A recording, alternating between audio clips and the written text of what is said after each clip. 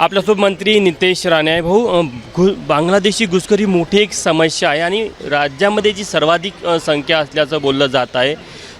तुम्ही आज चंद्रपूरला हिंदू सभेसाठी आलेले आहे आणि ज्या प्रकारे आपल्याला घुसखोरांची समस्या आहे त्यासाठी राज्य सरकार म्हणून राज्यस्तरावर काय प्रयत्न करणार? समस्या आहे, बस समस्या संपवण्याचा निर्धार आणि संकल्प आमच्या आदरणीय मुख्यमंत्री देवेंद्र फडणवीसजींनी केलेला आहे आणि नुसतं बोलत राहिलेलं नाहीत, पण कृतीतून आमचं सरकार आल्यापासून तुम्ही ज्या काय कारवाया होत आहेत, ज्या पद्धतीने मी मुळापर्यंत पोचतो आहे, आमचे किरीट सोमयाजी असतील, आमचे अन्य हिंदुत्ववादी कार्यकर्ते असतील, नुसतं आम्हाला अटक दाखवायची नाही आहे पण मुळापर्यंत पोचायचं आहे. ते कोण त्यांना इथे कागदपत्र बनवतात, कोण त्यांचे गॉडफादर आहेत, हे असे कोण त्यांचे आब्बा इथे बसलेले आहेत जो त्यांना ह्या गोष्टीसाठी इथे आणतात आणि ह्या हिरव्या सापांना दूध पाजतायत, या सगळ्या गोष्टीवर मुळापर्यंत पोचणार.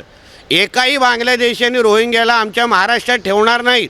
जे ऐकत असतील ना त्यांनी आपल्या बोऱ्या बिस्तारा बांधायला सुरू करावं, कारण त्यांना काय जास्त वेळ महाराष्ट्रामध्ये आम्ही काय ठेवणार नाही. मालेगावमध्ये गुन्हा दाखल झाला 3 लोकांवर, असं खोटे सुरुवात आहे.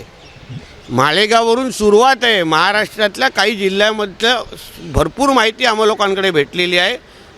आमच्यातले पण काही प्रशासनातले बिर्याणी आवडणारे काही कलाकार आहेत, त्या कलाकारापर्यंत पण आम्ही पोचणार आहे.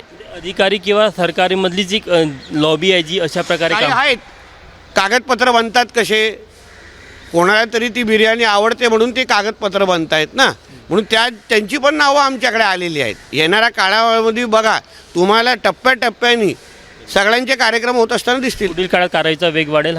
निश्चित पद्धतीने आज 2रा गेअरवर गाडी चालू आहे, पुढच्या वेळ 4था गेअरवर चालेल. हे होते मंत्री नितेश राणे. कॅमेरामॅन व्यंकटेश नायडूसह तुषार कोहळे, एबीपी माझा, नागपूर.